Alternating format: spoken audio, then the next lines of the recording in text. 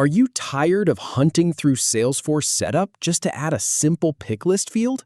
Learn to create one in under 3 minutes.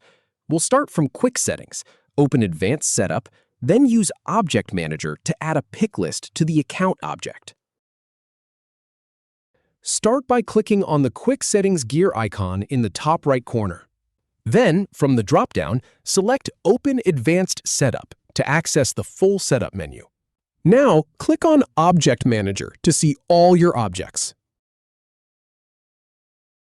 For this tutorial, we'll choose the account object, so go ahead and select it. In the left sidebar, click on Fields and Relationships to manage the object's fields.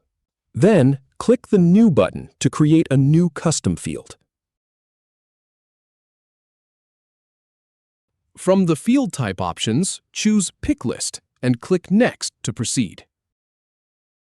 Click on Next. Enter a field label, like Status, to name your pick list. Then, click on the Enter Values radio button to manually add pick list values.